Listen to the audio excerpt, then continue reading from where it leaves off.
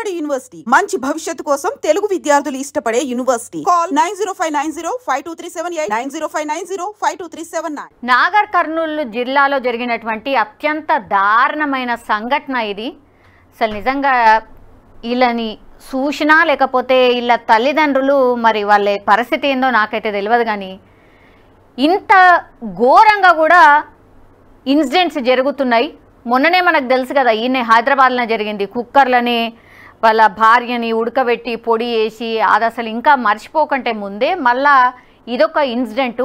ఈ 7గురే ఈ ఉర్కొండపేట అనే గ్రామాన్ని ఫేమస్ అనుకుంటారా, లేకపోతే అసలు ఆ గ్రామంలో ఉన్నోళ్ళు తలదించుకునేలాగా చేసిండ్రు అంటారా, ఇక ఏమన్నా అనుకోండి. అంత ఘోరము. వీళ్ళ ఏజ్ ఎంత ఉంటుంది? ఇక అందరికీ కూడా నాకు తెలిసి 25 నుంచి 30 సంవత్సరాల లోపే ఉంటారు.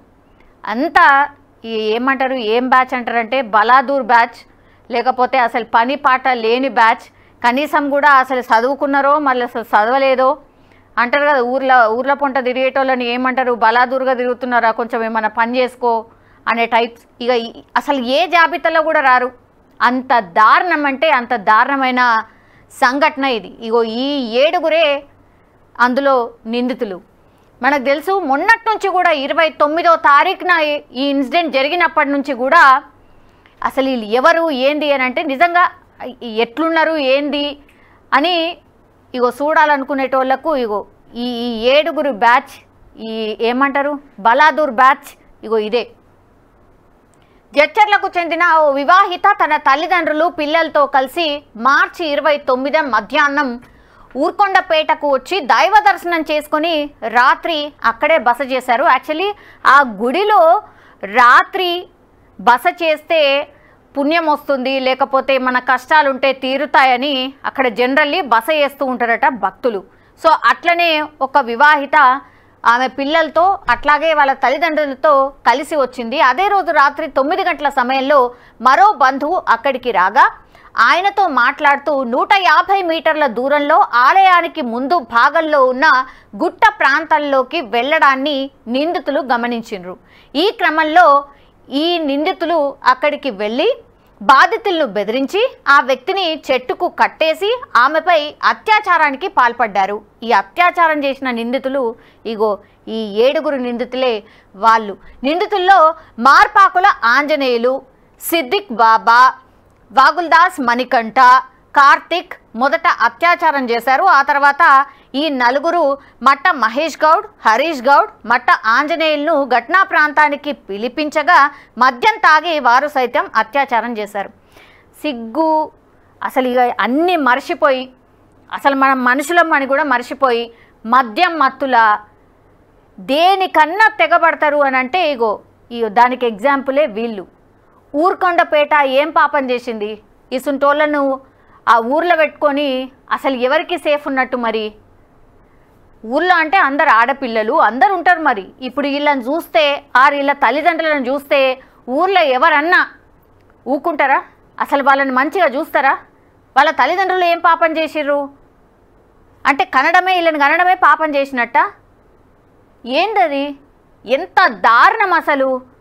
ఒక్కొక్క సంఘటన అసలు ఆడ ఏమైంది ఏంది అని ఎస్పీ చెప్తుంటే ఎంత దారుణం అనిపించిందంటే, ఇంత దారుణంగా కూడా ఇట్లా దిగజారిపోయినరు మనుషులా అనిపించింది ఇన్సిడెంట్ చూసిన తర్వాత. బాధిత మహిళ తాగడానికి నీరు అడగ్గా కార్తిక్ బాటిల్లో మూత్రం పోసి ఇచ్చాడని ఎస్పీ పేర్కొన్నాడు. దాహం అవుతుంది అని అంటే బాటిల్లో మూత్రం పోసి అత్యాచారం చేసినోళ్ళు నీళ్ళ బదులు మూత్రం దాగించిండ్రు అని అంటే వీళ్ళని అసలు మనుషులు అంటారా? వీళ్ళు అసలు మనుషులేనా? నిందితులంతా 28 ఏళ్ల లోపు వారే. మహిళపై రాత్రి 12 గంటల వరకు అత్యాచారం చేశారు. ఈ విషయాన్ని బయటకు చెప్తే మీరు కలిసి ఉన్న ఫోటోలను పబ్లిక్ చేస్తామని హరీష్ గౌడ్ బెదిరించారని కూడా చెప్పిండ్రు. మార్చి 30న తెల్లవారుజామున బాధితురాలు తన బంధువుతో కలిసి వెళ్తుండగా విషయాన్ని బయటకు చెప్పకుండా వారిని బెదిరించి ఆలయ అవుట్సోర్సింగ్ ఉద్యోగి మహేష్ గౌడ్ వారి వద్ద 6,000 డిమాండ్ చేసి వసూలు చేసిండు. అత్యాచారం చేయడమే కాకుండా దాహం అయితే మూత్రం తాగించడమే కాకుండా సోషల్ మీడియాలో మీరిద్దరు కలిసి ఉన్నటువంటి ఫోటోలు మేము షేర్ చేస్తామని చెప్పి వాళ్ళ దగ్గరికి వెళ్ళే మళ్ళీ వసూలు చేసిండు 6,000. ఏమనాలి వీళ్ళని?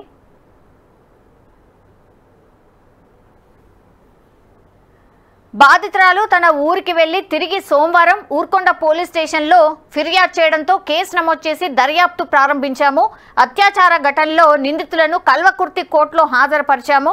జడ్జి ఆదేశాల మేరకు రిమాండ్కు తరలించినట్టు ఎస్పీ వెల్లడించారు. అత్యాచార ఘటనలో బాధితురాల నుంచి నిందితులు బంగారం, నగదు తీసుకువెళ్లారని చెప్పినా అందుకు సంబంధించిన రికవరీ పోలీసులు చూపించలేదు. ఈ సమావేశంలో కల్వకుర్తి డీఎస్పీ వెంకటేశ్వర్లు, సిఐలు, ఇక అక్కడ ఉన్నటువంటి పోలీస్ ఆఫీసర్స్ అందరూ మాట్లాడడం జరిగింది. ఇంత దారుణమైన సంఘటన ఊర్లో తలెత్తుకొని తిరగకపోవడము ఒకట? అసలు వీళ్ళు మనుషులా లేకపోతే ఇంకేమన్నా అన్నమే తింటున్నారా అందరి లెక్కనే? మద్యం మత్తులో తన మన భేదం అసలు ఏమీ కనబడదా? గింత దారుణంగా ఉంటారా? ఏమైంది? 28 సంవత్సరాల లోపే ఉన్నారు కదా అందరూ. గుడికి వచ్చిన మహిళ మీద గింత దారుణంగా చేస్తే అసలు ఇంకేం చేయాలి? అసలు ఎవరికి సేఫ్టీ ఉన్నట్టు? అంటే ఆడపిల్లలు అంటే ఎవరు తిరగద్దు, ఇక బయట తిరగద్దా? అదే కోణంలో చూస్తారా? ఇంత చెండాలం అంటే ఇంత చెండాలమైన ఇన్సిడెంట్స్ ఈ మధ్యకాలంలో అసలు ఏమంటారు, వాటిని తలుసుకుంటేనే భయమవుతుంది. అసలు ఏం జరుగుతుంది? గింత దారుణమైన పరిస్థితుల్లో మనం ఉన్నామా అనిపిస్తుంది. అసలు మనుషులనే ఇంగిత జ్ఞానం కూడా కోల్పోయి ఇట్లా బిహేవ్ చేస్తున్నారు. ఇగో ఎస్పీ ఈ సంఘటనకు సంబంధించి ఎస్పీ పూర్తి వివరాలు వెల్లడించిండు. గత సాటర్డే 29 మార్చ్ 2025 ఒకటి సీరియస్ హీనియస్ గ్యాంగ్ రేప్ జరిగింది. ఈ సాటర్డేలో జరిగిన తర్వాత ఈ గ్యాంగ్ రేప్లో ఎవరైనా విక్టిమ్ ఉన్నారు, ఈ అక్యూజ్ పర్సన్ అందరు విక్టిమ్లో థ్రెటన్ చేసి మీరు కేసు పోలీసులో ఇస్తే ఎఫ్ఐఆర్ నమోదు చేసేతో మీకు చెప్పేస్తా అని చెప్పి ఈ విక్టిమ్ ఇమీడియట్గా ముందు రాలేదు. సో మండే మార్నింగ్ మన పోలీస్కి ఊర్కొండ పోలీస్ స్టేషన్లో ఈ సమాచారం వచ్చింది. విక్టిమ్ కంప్లైంట్ ఇవ్వడానికి వచ్చారు. సో అప్పుడే మన ఇమీడియట్గా ఎస్ఐ ఊర్కొండ కృష్ణదేవరాయ, తర్వాత సిఐ కల్వకుర్తి నాగార్జున ఇమీడియట్గా ఈ ఎంక్వైరీ స్టార్ట్ చేశారు. ఈ విక్టిమ్ పిటిషన్ పైన వీళ్ళు ఉండాలి, వీళ్ళుంటూ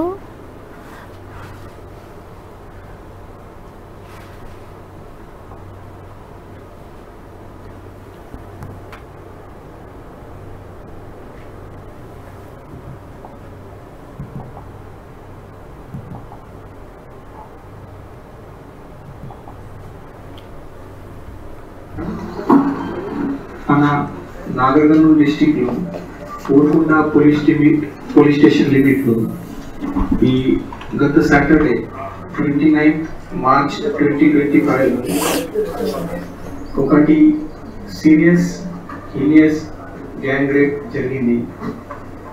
ఈ సాటర్డేలో జరిగిన తర్వాత ఈ గ్యాంగ్ రేప్లో ఎవరైనా విక్టిమ్ ఉన్నారు, ఈ అక్యూజ్ పర్సన్ అందరు విక్టిమ్లో థ్రెటన్ చేసి మీరు కేసు పోలీసులో ఇస్తే ఎఫ్ఐఆర్ నమోదు చేసేతో మీకు చెప్పేస్తా అని చెప్పి ఈ విక్టిమ్ ఇమీడియట్గా ముందు రాలేదు. సో మండే మార్నింగ్ మన పోలీస్కి ఊర్కొండ పోలీస్ స్టేషన్లో ఈ సమాచారం వచ్చింది. విక్టిమ్ కంప్లైంట్ ఇవ్వడానికి వచ్చారు.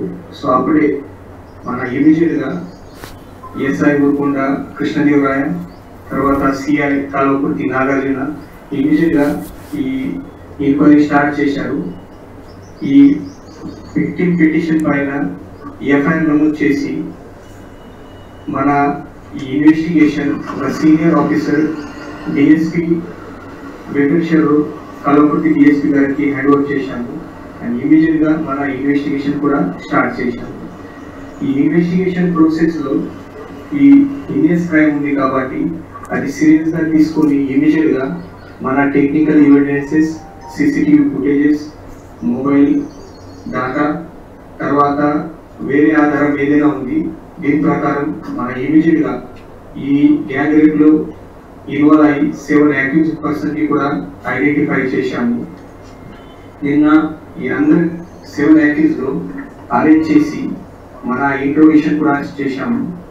సో ఈ మొత్తం ఇష్యూ డీటెయిల్గా చెప్పాలి అంటే ఈ సాటర్డే రోజు ఈ ఊరుకొండపేట్ ఆంజనేయ స్వామి టెంపుల్లో ప్రతి సాటర్డే అక్కడ జనాలు వస్తున్నారు. అక్కడ భజన సంధ్య ఉంది. అక్కడ చాలా మంది నైట్లో అక్కడ పడుతున్నారు. సో ఈ విక్టిమ్ లేడీ అమ్మాయితో పాటు అమ్మాయి పేరెంట్స్ అక్కడ ఈవినింగ్ 4 o'clock ప్రాంతంలో అక్కడ వచ్చారు.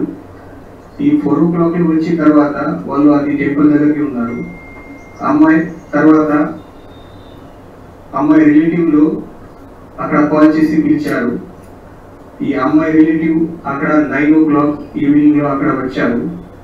సో అందరు ఫ్యామిలీతో కలిసి వాళ్ళు ఆంజనేయ స్వామి దర్శనం చేసిన తర్వాత ఈ అరౌండ్ నైట్ 10:30 టైంలో ఈ అమ్మాయి విక్టిమ్ లేడీ అండ్ అమ్మాయి రిలేటివ్ అక్కడ నేచర్ పార్క్ గురించి అది టెంపుల్ బ్యాక్ సైడ్లో 150 మీటర్ బ్యాక్ సైడ్లో పోయారు. అప్పుడే ఈ యాక్టివ్ పర్సన్స్ అక్కడ ఉన్నారు. వాళ్ళు అబ్జర్వ్ చేశారు ఇది ఒకటి లేడీ అండ్ ఒకటి జెంట్ పర్సన్ ఇక్కడ లోపల పోతున్నారు. సో అది ఫస్ట్ అక్కడ చెట్లు దగ్గరికి ఈ విక్టిమ్ లేడీ అండ్ అమ్మాయి ఫ్రెండ్స్ రిలేటివ్ ఉన్నారు. అప్పుడే ఈ 4 యాక్టివ్ పర్సన్ ఫస్ట్ అక్కడ పోయారు. వాళ్ళ ఇద్దరికి థ్రెటన్ చేసి వాళ్ళ ఇద్దరికి తీసుకొని ఇంకా 50 to 70 మీటర్ బ్యాక్ సైడ్ లో తీసుకొని పోయారు. ఈ యాక్టివ్ పర్సన్ ఇమీడియట్ గా వేరే ఇంకా 3 యాక్టివ్ పర్సన్ కి కూడా కాల్ చేసి అక్కడ పిలిచారు. సో నైట్ అరౌండ్ 11 to 12 మధ్యలో 29th సాటర్డే నైట్ 11 to 12 మధ్యలో ఈ 7 పర్సన్ టోటల్ యాక్టివ్స్ ఈ 7 పర్సన్ 1 by 1 అమ్మాయి పైన ఈ థ్రెటన్ చేసి రేప్ చేశారు. ఈ 12 o'clock ఈ అన్ని అయిపోయిన తర్వాత అమ్మాయిలు అని వాళ్ళ రిలేటివ్లు థ్రెటన్ చేసి ఈ ఇన్ఫర్మేషన్ బయటకి పోలీసులు చెప్తే ఎవరైనా చెప్తే మీకు చెప్పేస్తా అది చెప్పి అక్కడ నుంచి పంపించేశారు. సో ఈ అమ్మాయి విక్టిమ్ లేడీ అండ్ అమ్మాయి రిలేటివ్ అక్కడ 2:30 వరకు అక్కడ టెంపుల్ దగ్గరికి ఉన్నారు. తర్వాత ఇద్దరు అక్కడ వాళ్ళ ఇంటికి పోయారు. సో ఈ అన్ని మొత్తం ఇష్యూ అయిన తర్వాత మన సండే రోజు ఏదైనా ఇన్ఫర్మేషన్ రాలేదు. సో మన మండే రోజు ఇది కంప్లీట్ వచ్చేది. ఈ కంప్లీట్ వచ్చిన తర్వాత ఇమీడియట్గా మన ప్రాపర్గా ఈ డిఎస్పీ కల్వకుర్తి ఆధ్వర్యంలో సిఐ కల్వకుర్తి తర్వాత ఎస్ఐ ఊరుకొండ ఈ ఇన్వెస్టిగేషన్ స్టార్ట్ చేశారు. నేను కూడా పర్సనల్గా వచ్చి క్రైమ్ సీన్ విజిట్ చేసి అక్కడ ఏదైనా ఆధారం తర్వాత ఈ ఇష్యూ ఈ సంఘటన ఎట్లా జరిగింది అది కూడా నేను వెరిఫై చేశాము. నిన్న కూడా మన senior officer multi zone 2 IG Satyanarayana sir కూడా ఇంకా వచ్చి ఈ క్రైమ్ సీన్ విజిట్ చేశారు. సో మన పోలీస్ సైడ్ నుంచి ఇమీడియట్గా ఇది ప్రాంప్ట్ యాక్షన్ జరిగింది. డీజీపీ డాక్టర్ జితేందర్ సార్ పర్సనల్గా ఈ ఇష్యూ మానిటర్ చేస్తున్నారు. తర్వాత తెలంగాణ ప్రభుత్వం కూడా ఈ సంఘటన చాలా ఘోరంగా ఉంది కాబట్టి వాళ్ళు కూడా పర్సనల్గా ఈ ఇష్యూ మానిటర్ చేస్తున్నారు. ఈ మొత్తం మన ఈ కేసెస్లో ఇప్పటి వరకు ఈ 7 యాక్యూజ్ ఇన్వాల్వ్మెంట్ అయింది. ఆల్ యాక్యూజ్ మన కస్టడీలో ఉన్నారు. ఈ కేసు గురించి మన డిఎస్పీ కల్వకుర్తితో పాటు సిఐ నాగార్జున తర్వాత ఎస్ఐ ఊరుకొండ కృష్ణదేవరాయ తర్వాత సిఐ వెల్లండ విష్ణువర్ధన్ రెడ్డి మన ఎస్ఐ కల్వకుర్తి మాధవ ఎస్ఐ కురుమూర్తి మన అన్ని Kalwakurthy sub division police force అన్ని ఈ క్రైమ్లో ఇన్వెస్టిగేషన్లో పార్టిసిపేట్ చేసి ఈ సక్సెస్ఫుల్గా ఈరోజు ఈ ఇన్వెస్టిగేషన్లో ఈ 7 పర్సన్ ఆపరేట్ చేసి ఈరోజు జ్యుడిషియల్ రిమాండ్కు పంపు చేస్తాము. ఈ కేసు గురించి ఏదైనా ఆధారం ఉంది, టెక్నికల్ ఎవిడెన్సెస్ ఉన్నాయి, సిసిటీవీ ఫుటేజెస్ ఉన్నాయి, మొబైల్ డేటా ఉన్నాయి, ఇంకా ఏదైనా ఆధారం ఉంది అది మైన్యూట్గా నేను పర్సనల్గా మానిటర్ చేస్తున్నాను.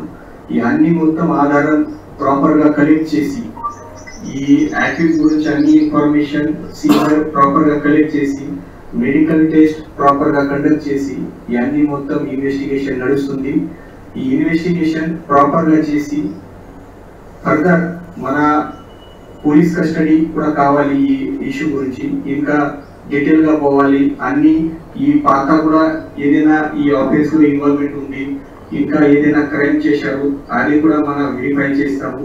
ఈ పోలీస్ కస్టడీలో తీసుకుని ఈ డీటెయిల్ గా మళ్ళీ నెక్స్ట్ ఇన్వెస్టిగేషన్ కూడా చేస్తాము. తర్వాత ఈ మొత్తం ఇన్వెస్టిగేషన్ అయిన తర్వాత మన ఆనరబుల్ కోర్టులో రిక్వెస్ట్ చేసి ఈ ఫాస్ట్ ట్రాక్ లో ఈ కేసు ట్రయల్ చేసి ఇమీడియట్ గా ఈ విక్టిమ్ లో బాధితులు న్యాయం జరగాలి. అది కూడా ప్రయత్నం మన పోలీస్ సైడ్ నుంచి చేస్తాము. గ్యాంగ్ కాదు, ఇంకా ఒక గ్యాంగ్ ఉంది, వేరే వాళ్ళు ఉన్నారు, అది గురించి కూడా మేము ఇప్పుడు ఇన్ఫర్మేషన్ కలెక్ట్ చేస్తున్నాము. అది ఉంది, వాళ్ళ పైన కూడా యాక్షన్ చేస్తాము. మీ సైడ్ నుంచి కూడా ఏదైనా కాంక్రీట్ ఇన్ఫర్మేషన్ ఉంది ఇమీడియట్ గా ఇవ్వండి, వాళ్ళ పైన కూడా యాక్షన్ చేస్తాము. సో ఈ కేసులో కూడా మన సీరియస్ గా సెక్షన్ పెట్టడం జరిగింది. ఈ కేసు అంటే గ్యాంగ్ రేప్ ప్లస్ వాళ్ళు విక్టిమ్ నుంచి కొంతమంది మనీ అండ్ గోల్డ్ ఐటమ్ కూడా తీసుకున్నారు, అదే కంప్లీట్ ఉంది. సో ఈ gang rape section plus dacoity section కూడా పెట్టాము. ఈ యాక్యూజ్ అందరూ 20 to 28 ఏజ్ మధ్యలో ఉన్నారు. వాళ్ళు దీంట్లో అవుట్ ఆఫ్ 7 2 persons మ్యారీడ్ ఉన్నారు, మిగతా 5 persons అన్మ్యారీడ్ ఉన్నారు. ఈ అందరూ ఊరుకొండపేట లోకల్ వాళ్ళు ఉన్నారు. సో దీంట్లో కొంతమంది ఎలక్ట్రీషియన్ పని చేస్తున్నారు, కొంతమంది కుకింగ్ పని చేస్తున్నారు, 1 person దీంట్లో ఇది టెంపుల్ లో అవుట్ సోర్సింగ్ లో కూడా పని చేస్తున్నారు, 1 అగ్రికల్చర్ చేస్తున్నారు. సో ఈ యాక్టివ్ పర్సన్ కూడా మార్పాకులు ఆంజనేయులు ఏజ్ 25 years, తర్వాత సాదిక్ బాబా ఏజ్ 28 years, వల్గుదాస్ మణి, తర్వాత Karthik age 20 years, Matta Mahesh 28 years, Harish Goud 23 years and Matta Anjaneyulu 24 years.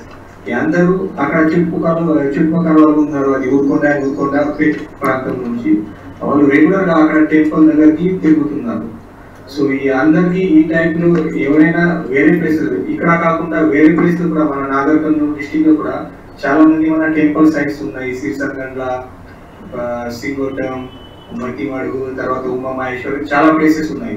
So అక్కడ కూడా ఇన్ఫర్మేషన్ పెట్టి ఈ టైప్ లో ఎవరైనా అది న్యూసెన్స్ నోటరైజ్ అయ్యారు అక్కడ తిరుగుతుంది అనేది ఇన్ఫర్మేషన్ కలెక్ట్ చేసి వాళ్ళ పైన కూడా యాక్షన్ చేస్తాం. సో అది ఆ కేసుకి సంబంధించిన డీటెయిల్స్ అయితే చెప్తున్న పరిస్థితి. ఊరుకొండపేటకు సంబంధించిన వాళ్ళే ఇంకా ఇందులో 5గురికి ఆల్రెడీ మ్యారేజ్ అయింది, 2కి ఇంకా పెళ్లి కాలేదు. ఇంకేముంటారు? ఉంటారా అలా భార్యలు? ఇట్లాంటి ఇన్సిడెంట్ చేసిన తర్వాత ఎవరుంటారు? అసలు మనుషుల జాబితాలకు రాను. అసలు వీళ్ళు అసలు మనుషులు అనడం కూడా వేస్టే. ఫాస్ట్ ట్రాక్ ద్వారా విచారణ చేసి వీళ్ళకు శిక్ష పడేటట్టు చూస్తారట. ఎందుకు? ఈ ఊరుకొండపేటకి సంబంధించిన వాళ్ళకు అప్పచెప్తే అయిపోతుంది కదా, వాళ్ళే న్యాయం చెప్తారు కదా. ఇంకా ఫాస్ట్ ట్రాక్ కోర్టు పెట్టి దానికి మళ్ళీ వీళ్ళందరినీ తీసుకుపోయి రోజులను కూసోబెట్టి వాళ్ళకు తిండి తిప్పల అన్నీ చూసి ఎందుకు ఆ ఖర్చు అంత దండుగు, మీకు ఆ బందోబస్తు అంత దండుగు, ఊకే కోర్టుకు పోవాలా, తీసుకురావాలా? తెలిసిపోయింది కదా ఎవరు ఏం చేసిండ్రు ఏంటిది అనేది తెలిసిపోయింది కదా. ఇప్పుడు ఊరుకొండపేట వాళ్ళనే అడగండి ఏం న్యాయము, వీళ్ళకి ఏం చేయాలనంటే వాళ్ళే కరెక్ట్గా చెప్తారు. ఇంకా ఏ కోర్టు నిజంగా ఏం అవసరం లేదు. ఇట్లాంటి ఘాతుకాలకి పాల్పడిన వాళ్ళని అక్కడ ఏడైతే జరిగిందో వాళ్ళకే అప్పచెప్పాలి, వాళ్ళే కరెక్ట్గా న్యాయం చెప్తారు. ఈ కేసుని ఎంత సీరియస్గా టేకప్ చేసిండ్రో ఆల్రెడీ చెప్పిండ్రు కదా. ఇంత దారుణమైన ఘటన అంటే బెదిరిస్తారు, గ్యాంగ్ రేప్ చేస్తారు, ఆ తర్వాత చంపేస్తామని అంటారు, తర్వాత ఆమె మెడలు ఉన్న చైను అట్లాగే వాళ్ళ దగ్గర ఉన్న పైసలు కూడా లాక్కుంటారు. ఏంది ఇది? ఈ కేసులో నిజమైన న్యాయం ఎప్పుడు జరుగుతుంది అంటే ఆ బాధితురాలు ఎప్పుడు నిజమైన న్యాయం జరుగుతుంది అని అంటే వీళ్ళకు ఇమీడియట్గా ఇట్లా ఇంకో నెలనా 2 నెలలా లేకపోతే సంవత్సరాల అట్లా కాదు, ఇమ్మీడియట్గా వీళ్ళ మీద ఏదో ఒక శిక్ష, అది అత్యంత భయంకరంగా ఉండాలి. అట్లయితేనే మళ్ళీ ఇంకోసారి ఇట్లాంటి ఘాతకానికి పాల్పడరు. అట్లాగే మీరు చెప్పినట్టుగా నిజంగా ఇంకేడైనా జరుగుతున్నాయా? పాపం దర్శనాల కోసం పుణ్యం కోసం గుడి దగ్గరకు వస్తే ఇగో ఇట్లాంటి పరిస్థితులు ఉంటే మరి ఏం చేయాలా? దీని మీద సీరియస్గా దృష్టి పెట్టాల్సిందే పోలీస్ ఆఫీసర్స్. అట్లాగే ఈ కేసులో నిజమైన న్యాయం జరగాల్సిందే.